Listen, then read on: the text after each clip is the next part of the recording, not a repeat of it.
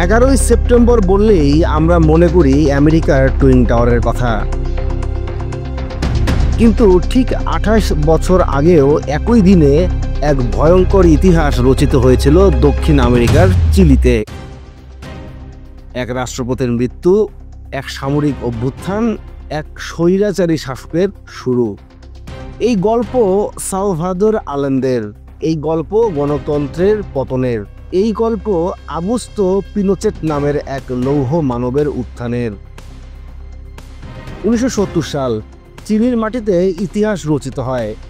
Salvador Allende একজন চিকিৎসক, সমাজতন্ত্রী নেতা, জনগণের ভোটে বিশ্বের প্রথম মার্ক্সবাদী রাষ্ট্রপতি নির্বাচিত হন। তিনি বলেছিলেন, আমি এমন এক সমাজ গড়ে তুলব যেখানে ধনী গরিবের ভেদ থাকবে না। আলেন্দে কপার খনি জাতীয়করণ করেন, বিদেশি মালিকানার কারখানা জনগণের হাতে তুলে দেন, শিক্ষা, স্বাস্থ্য, ভূমি সংস্কারে এক নতুন বিপ্লব আনেন।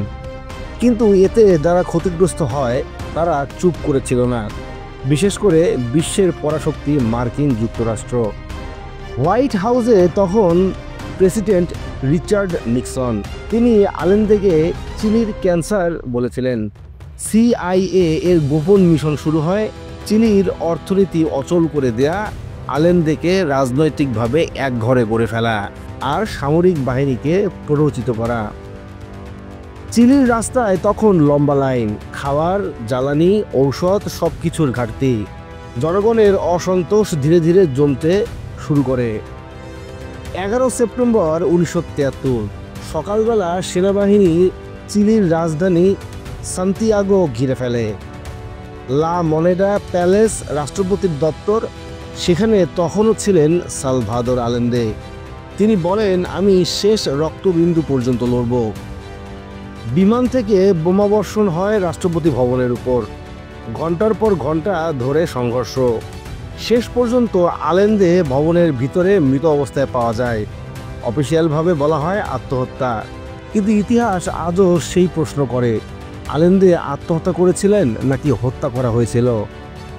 অভ্যুত্থানের নেতৃত্বে ছিলেন জেনারেল আগুস্তো পিনোচেট।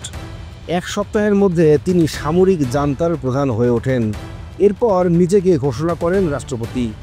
চিলি নামক গণতান্ত্রিক দেশের উপর নেমে আসে এক দীর্ঘ অন্ধকার, 17 বছরের স্বৈরাচার। সারা দেশে শুরু হয় গ্রেফতার, গুম, হত্যা, হাজার হাজার রাজনৈতিক কর্মী নিখোঁজ, নারী পুরুষ নির্বিশেষে বন্দি শিবিরে নির্যাতন। মানবাধিকার লঙ্ঘনের এক ভয়াবহ অধ্যায়, যার সাক্ষী হয়ে আছে চিলির প্রজন্ম। 1988 সালে গণভোট, জনগণ ভোট দিল না পিনোচেটের বিরুদ্ধে। 1990 সালে অবশেষে চিলিতে গণতন্ত্র ফিরে আসে।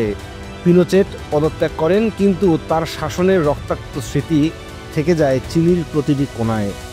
আলেন্দে হয়তো মারা গিয়েছিলেন, কিন্তু তার আদর্শ, তার লড়াই আজও চিলির মাটিতে বেঁচে আছে। আপনি যদি এই ধরনের আরও আপডেট ও বিশ্লেষণ পেতে চান, তাহলে এখনই আমাদের ইউটিউব চ্যানেলটি সাবস্ক্রাইব করুন এবং পাশে থাকা বেল আইকনে ক্লিক করতে ভুলবেন না।